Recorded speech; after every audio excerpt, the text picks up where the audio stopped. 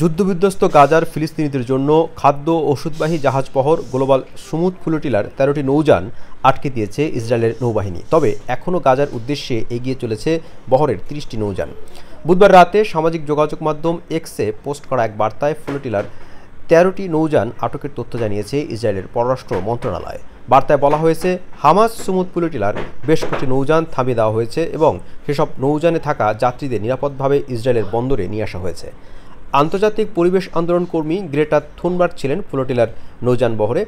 তাকে সহ কয়েকজনকে আটক করা হয়েছে। পররাষ্ট্র মন্ত্রণালয়ের এক্স বার্তায় এ সম্পর্কে বলা হয়, গ্রেটা থুনবার্গ এবং তার বন্ধুরা নিরাপদ ও শারীরিকভাবে সুস্থ আছেন। Freedom flotilla foundation, global movement two Gaza, মাগরেব Sumud flotilla এবং সুমুদ নুসান্তারা এই ৪ আন্তর্জাতিক স্বেচ্ছাসেবী সংস্থার ঐক্যমঞ্চ গ্লোবাল সুমুদ ফ্লোটিলা গত ৩১ আগস্ট স্পেনের বন্দর থেকে খাদ্য ও ওষুধে পূর্ণ ৪৩টি নৌযানের বহর নিয়ে গাজার উদ্দেশ্যে রওনা দেয় গ্লোবাল সুমুদ ফ্লোটিলা। জাহাজগুলোতে স্বেচ্ছাসেবী হিসেবে আছেন ৪৪টি দেশের ৫০০ জন নাগরিক। এই নাগরিকদের কেউ পার্লামেন্টেরিয়ান, কেউ আইনজীবী, কেউ রাজনৈতিক আন্দোলন কর্মী এবং কেউ বা স্বেচ্ছাসেবী। বুধবার ভূমধ্যসাগরের গাজা উপকূলের কাছাকাছি চলে এসেছিল গ্লোবাল সুমুদ ফ্লোটিলার নৌবহর।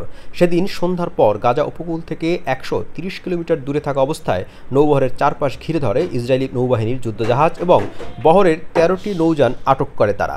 আটক নৌযানগুলোর মধ্যে ৩টির নাম জানা গেছে। সেগুলো হলো স্পেক্টার, অ্যালমা এবং সাইরাস। ইসরায়েলি নৌবাহিনীর আটক করা নৌযানগুলোর যাত্রীরা সামাজিক যোগাযোগ মাধ্যম টেলিগ্রামে বেশ কিছু ছবি এবং ভিডিও পোস্ট করেছেন।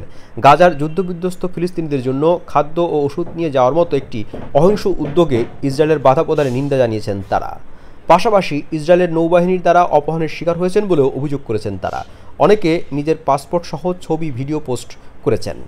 বুধবার রাতে গ্লোবাল সুমুদ ফ্লোটিলার নৌযান আটকের পর উদ্বেগ জানান আয়ারল্যান্ডের পররাষ্ট্রমন্ত্রী সাইমন হ্যারিস। সামাজিক যোগাযোগ মাধ্যম এক্সে পোস্ট করা বার্তায় তিনি বলেন, আজ রাতে যা ঘটল খুবই উদ্বেগজনক। এটি ছিল একটি শান্তিপূর্ণ মিশন যার মূল লক্ষ্য ছিল গাজায় চলমান ভয়াবহ মানবিক বিপর্যয়কর পরিস্থিতির শিকারদের পাশে দাঁড়ানো। তবে ইসরায়েলি নৌবাহিনী ১৩টি নৌযান আটকে দিলেও বাকি ৩০টি নৌযান গাজার উপকূলের উদ্দেশ্যে তাদের যাত্রা অব্যাহত রেখেছে। এক বিবৃতিতে গ্লোবাল সুমুদ ফ্লোটিলার পক্ষ থেকে বলা হয়, ইসরায়েলের এসব অবৈধ পদক্ষেপ আমাদের আটকে রাখতে পারবে না। আমরা আমাদের মিশন চালিয়ে যাব এবং গাজায় একটি মানবিক করিডোর খুলব। গত ১৮ বছর ধরে গাজার সমুদ্র উপকূল অবরোধ করে রেখেছে ইসরায়েল। গাজায় কোনো সমুদ্র বন্দর নেই এবং ইসরায়েলের অবরোধের কারণে আন্তর্জাতিক কোনো জাহাজ বা নৌযান গাজা উপকূলের কাছাকাছি যেতে পারে না। ফ্লোটিলার নৌবহর সেখানে পৌঁছালে তা হবে ১৮ বছরে গাজার উপকূলে প্রথম কোনো আন্তর্জাতিক নৌবহরের নোঙর করা। গ্লোবাল সুমুদ ফ্লোটিলা তার যাত্রার সর্বশেষ হালনাগাদ তথ্য জানিয়েছে স্থানীয় সময় রাত ৩:৩০টায়। সেই তথ্যে বলা হয়েছে, গাজা থেকে ৪৬ নটিক্যাল মাইল বা ৮৫.১৯ কিলোমিটার দূরে আছে ৩০টি নৌযান।